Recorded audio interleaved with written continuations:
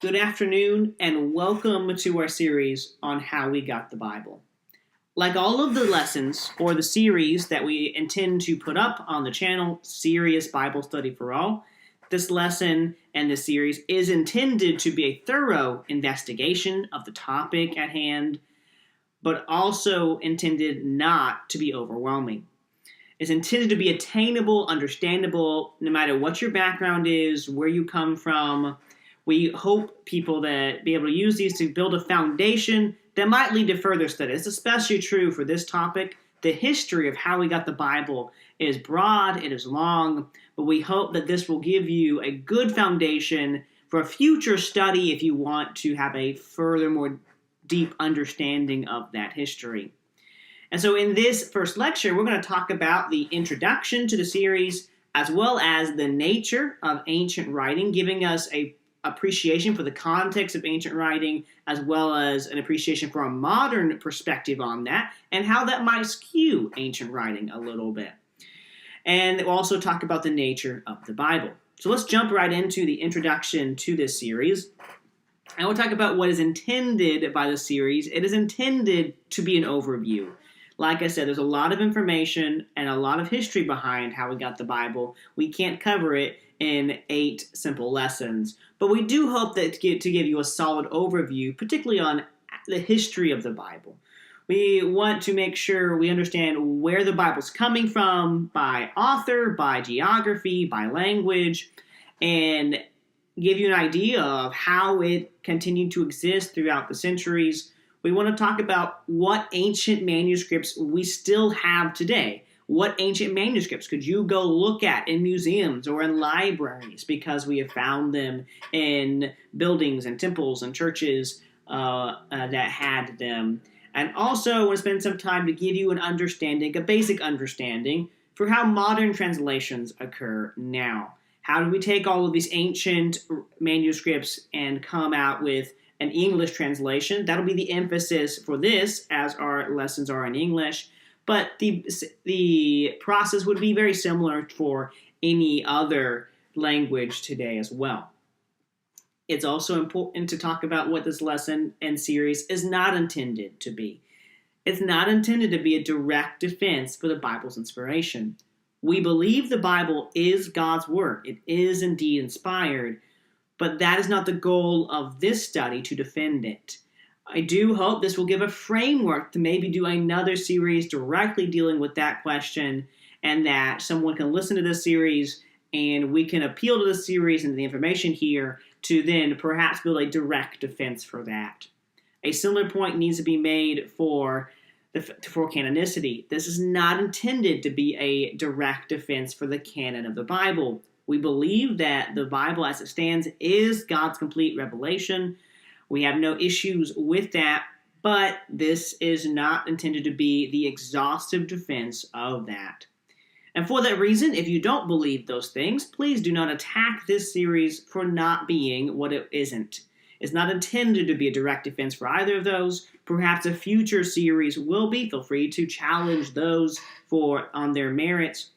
And if you do already believe those things, hopefully this will give you an understanding of how those things came to be.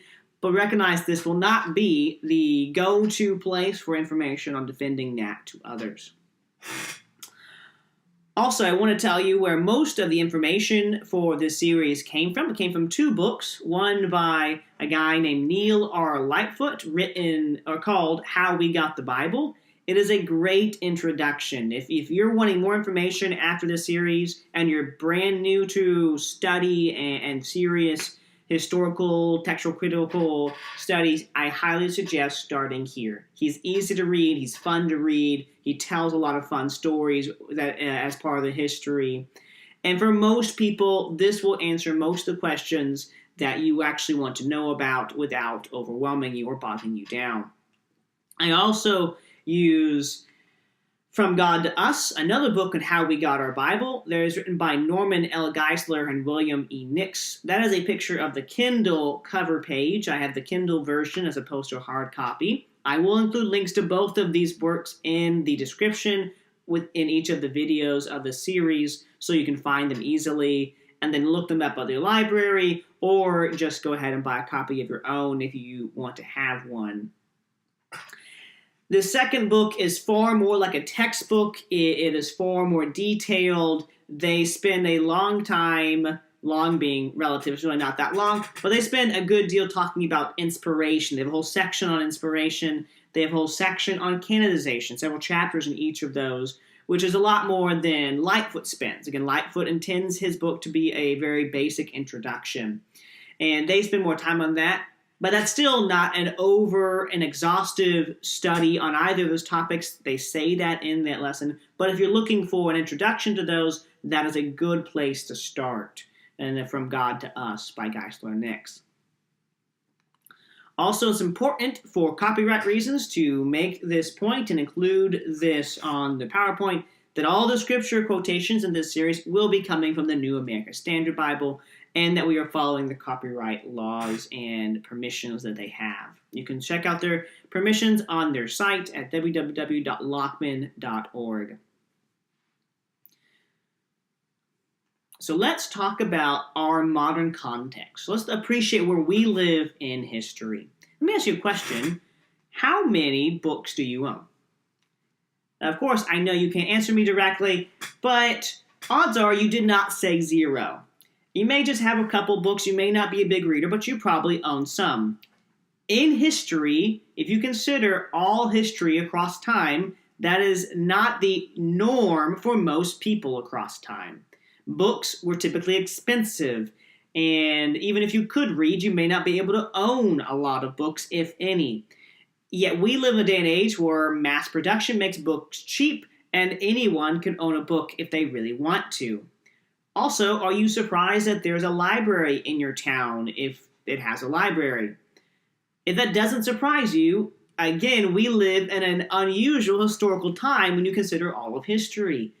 The Library of Alexandria was a big deal, one, because you have lots of ancient documents that tell lots of ancient histories, and if you find those things, they're very valuable to historians, but they were not common. Libraries are really a new thing in the grand scheme of human history. And so the fact that we're just so used to having so many books and access to so many books can frame and bias our perspective toward the ancient world, where we will expect there to be more books and more writings than is fair in a lot of cases. To make this even more dramatic, does reading a book on the internet or on a computer surprise you? Probably not. And yet, if you try to talk to an ancient civilization, an ancient individual about the internet and electronic books, they probably will look at you like you were totally nuts. So appreciating things helps us understand that when we look at the ancient world and we find ancient documents, we may expect to see more of them. Some of the questions people ask about the Bible is, why aren't there more copies of the ancient Bible? Or you could ask that about any ancient document. Part of it has to do with the technology we have today. Even if you lost all the copies of a book today, it's probably saved in an electronic file somewhere, and you could reprint it. Let's talk about the printing process for a second, because when you make a book today, it starts off by someone typing information, designing, formatting information in a word processor or a media processor of some sort, with some kind of computer. You then send that information to another computer connected to a machine that prints all of it, does all of that work for you, so that you can actually produce thousands of books in a matter of days or hours. And the first printing of a book usually has several thousand to several 100,000 if the publisher thinks the book is going to sell well. This is a very different world than the ancient world, and that's important for us to appreciate and understand. So let's talk about the ancient world and the early writings and some of the first evidence of that early world. Some of the first evidence we've found of ancient writing come from the abundance of clay tablets from Mesopotamia. Mesopotamia is the region between the Tigris and Euphrates River, sometimes called the Fertile Crescent.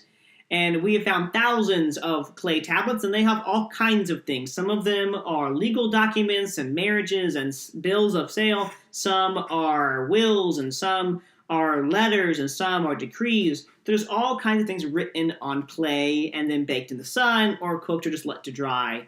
over time. Here are some examples of some clay tablets from that area. Most of these, if you zoom in on the video, you'll be able to see some of the information that from around 2300 BC. But these are the Oriental Institute in Chicago. If you've never been, highly suggested. Free museum, well worth your time.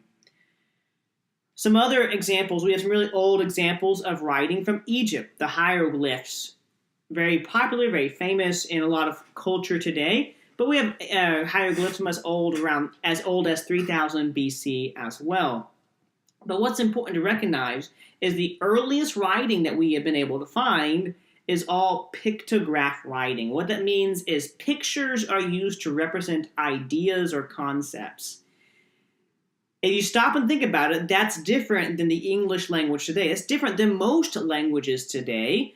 The writing of most languages is what we call phonetic. Our symbols of the alphabet represent sounds. They don't represent ideas in and of themselves.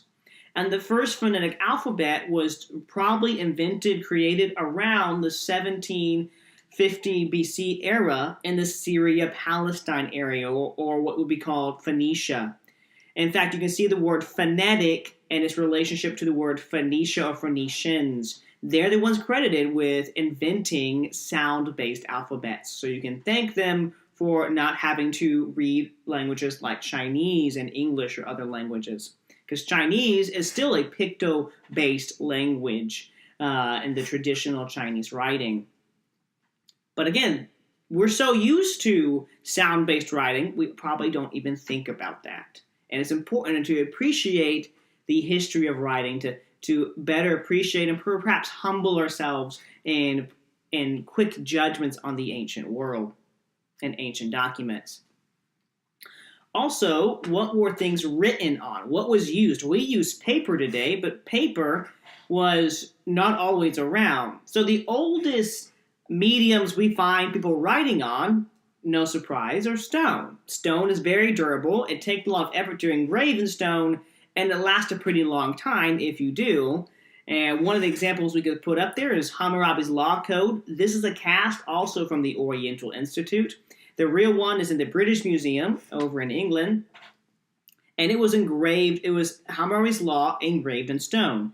Another example that relates more directly to our topic at hand, the Bible, is what's called the Mesha stela, sometimes called the Moabite stone.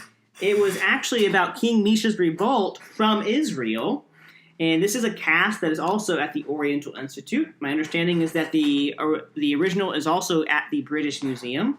It's from about 100 BC, and is also the only inscription outside of Palestine that has God's name, or the tetragrammaton for the technical scholarly phrase for it, the sometimes represented by the English letters capital Y, capital H, capital W, capital H. Yahweh is how some people pronounce it, but the name that God gives Moses in Exodus. It is the oldest example outside of Palestine of anything referencing God's name from around the 800s. But if you think about the Bible, the Ten Commandments are written on stone as well. They're engraved on the stone tablets that Moses brings up to the Lord. One of the other writing mediums is clay. We had some examples of that earlier. In Ezekiel 4:1, Ezekiel's told to get a brick and write the name of Jerusalem in this sign act where he's going to besiege, in this kind of play, besiege Jerusalem as a sign to the exiles that Jerusalem is going to be besieged and conquered. Wood and wax was also common. Before there was text messages, the Romans invented texting. You had a wood tablet with wax on it, and you would have a stylus, and you could write a message and send it. This is a replica of a Roman-style wax tablet. And you could send it by a servant, and then someone could erase that or write on another sheet being used figuratively there, as these are wood tablets, a response, and you could send it back and forth. In fact, this might be what Isaiah and Habakkuk are told to do in each of their respective stories, where Isaiah 30, verse 8, he says, "Now go write it on a tablet before them and inscribe it on a scroll." Habakkuk is told to record the vision and inscribe it on tablets. That might be what is being referred to there, some kind of wooden tablet. Another major medium was metal. Now, typically, when it came to metal, it was typically used for important things. One, metal is durable. Metal isn't cheap, especially in the ancient world, and it's also not easy to engrave. You typically have to use something like a diamond-pointed stylus. The picture represented is actually a silver scroll where you have a piece of numbers that is inscribed on it from around the 500 BC. It's the oldest written example of Scripture. But Roman soldiers received bronze diplomas, decrees, treaties, and whatnot would be written on metal because they were supposed to be lasting agreements, lasting documents, and so metal would be used for typically important things. Another very common thing, something I really hadn't thought about before starting this series, was what's called ostraca. And ostraca is actually a reference to pieces of pottery. They occasionally are written on bones, but these are your scrap papers of the ancient world. Some of the interesting ostraca have been found. There's been 2 shards from Egypt with the first pharaoh's name from around 3100 BC. We have a shard from Israel, these are not pictured here, of King Peka's name from around 735 BC. What's pictured here is actually a replica of the Lachish letters. It was correspondence between the king of Jerusalem and officials in Lachish when Nebuchadnezzar is besieging Israel and finishing the conquest and exile of the southern kingdom, Judah. And that's from around 586. So this is a replica of that, so not the original. But the ways this came about, ostraca actually refers to pottery. And in ancient Athens, they would banish people. And the process they used is they would take this vote, and you would vote by writing people's name on ostraca, broken pieces of pottery. And whoever was voted most to be banished would be sent away. Hence the connection between the word ostraca and ostracize, which means to be excommunicated, to be exiled, to be banished, to be sent away. And there are thousands, really probably hundreds of thousands of things like this across the world, because again, these were like the scrap paper. Pottery was easy to break. What do you do with a broken shard of pottery? Well, write a message on it, because there's really no other good use unless you're going to scrape or try to dig with them. Now, all of these things are not real easy to write on. All of these things are not excellent mediums to communicate large pieces of information. And that's where papyrus enters the scene. Papyrus is a plant pictured here. Here's an example of a document written on papyrus. It was about the sale of a donkey from around 126 AD. It's written in Greek. But papyrus is a plant, and lots of papyrus grew around Egypt. Papyrus was a major medium of writing for ancient Egypt, and also was used in mummification. It was superior to other materials because it was far lighter in weight, far less bulky, could be bound, could be scrolled, but it was inferior in durability. Again, it is made from a plant. Just like if you get paper wet today and it falls apart, not unlike what happens with papyrus. Pliny, who was an official in the Roman government, is credited with the statement that civilization depends on the use of papyrus. Again, it was the ancient paper. It's not exactly the same as our paper today. Our paper is far more varied and far more easy to write on, but it was very similar. And the New Testament is almost certainly written on papyrus.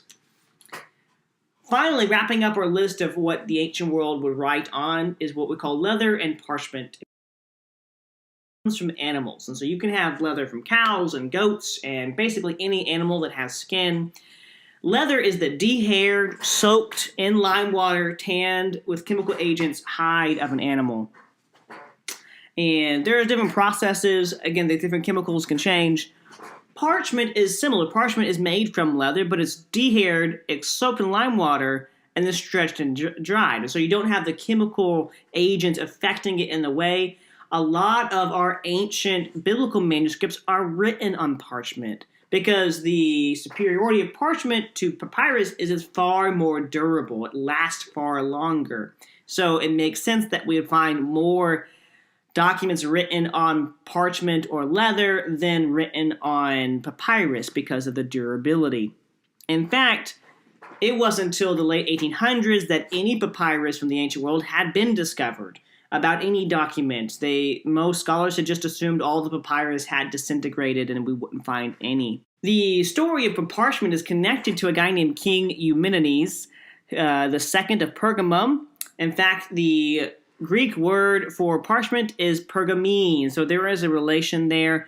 They're not sure exactly. The story goes that he wanted to make a library that rivaled Alexandria, and the ruler of Egypt, the ruler of Alexandria, decided, well, he didn't want to rival, so he stopped selling him papyrus. He stopped selling papyrus to Pergamum, and so he had to come up with a new writing medium. He had to figure out how to write his documents. He's going to put in this library on, and he came up with parchment. Historical evidence shows that parchment existed before that, but maybe there's a particular process, or maybe he perfected the process of making parchment, and that's why there is that deep connection. You may also hear the word vellum. Vellum is a very fine form of parchment. Typically, calfskin is usually what's being referred to, but it refers to well-made parchment that's easy to write on, that is easy to read from, that is solid and yet not too flimsy. And for instance, Paul in 2 Timothy chapter 4 asks for Timothy to bring the parchments, and that might refer to the Old Testament documents. And parchment is the primary writing medium in the ancient world from about 300s to about the 1500s. That shifts with the printing press. Paper becomes far more common when the printing press is invented. But from about the 300s AD to the 1500s AD, parchment is the primary writing medium. So finally, let's shift to the last part of today's lecture and discuss the nature of the Bible. The Bible is actually a library of books. It contains 66 unique documents. What that means is that you have 66 different works written at different times, some of them by different people, that have now been bound together in a single binding. They include genres of law, history, poetry, letters, biography. There's about 40 different authors represented in the entirety of the Bible. It's written across about 1,500 years. It's written on 3 continents and in 3 different languages. So let's talk about the structure of this work. There are 2 major divisions of the Bible. We call them the Old Testament, which has 39 of those books, and the New Testament, which has 27 of those books. The word testament simply means covenant or agreement. The only phrase you will see testament in today probably would be last will and testament, which is the legal document that says what to do with someone's possessions when they die. But covenant you'll probably see a little bit more commonly if you read about marriage, or read about marriage covenants or things like that. But it is an agreement. And so the Old Testament talks about the old covenant God makes with the nation of Israel, and the New Testament talks about the new covenant that Jesus, the Son of God, brings. Let's talk about how these 39 books are split up. So the Old Testament, abbreviated by OT here. The first 5 books are law, or sometimes they're called the Torah or the Pentateuch. They're written by Moses, who's the one who leads the people out of Egyptian bondage and leads Israel across the Red Sea. And he writes the first 5, Genesis, Exodus, Leviticus, Numbers, Deuteronomy. You then get 12 books of history that pick up with the death of Moses and go all the way through the king's period of Israel to the captivity period and their return. That would be Joshua, Judges, Ruth, 1st and 2nd Samuel, 1st and 2nd Kings, 1st and 2nd Chronicles, Ezra, Nehemiah, and Esther. You then break with the chronological aspect and you get 5 books of poetry. And these poetry books are written during the time period contained in the previous 17. book. So you get Job, Psalms, Proverbs, Ecclesiastes, Song of Solomon. David writes most of the Psalms. That's David and Goliath. David writes most of the Psalms. Solomon writes most of the Proverbs, as well as the Song of Solomon, and likelihood writes the book of Ecclesiastes. We're not really sure who wrote Job, but it's been part of the Old Testament scriptures for as long as any record has existed. You also then get 5 major prophets: Isaiah, Jeremiah, Lamentations, Ezekiel, and Daniel. The name of the book, with the exception of Lamentations, is the name of the prophet who wrote or said those messages. So Isaiah spoke and wrote the messages of Isaiah, Jeremiah spoke and wrote the messages of Jeremiah, and so forth. They're called major prophets simply because of the length of their books. They're longer than all of the minor prophets. In fact, some of the minor prophet books would be contained inside chapters of the major prophets' books. So you wrap up with the 12 minor prophets being Hosea, Joel, Amos, Obadiah, Jonah, Micah, Nahum, Habakkuk, Zephaniah, Haggai, Zechariah, and Malachi. Again, each name representing the prophet that wrote or said that message.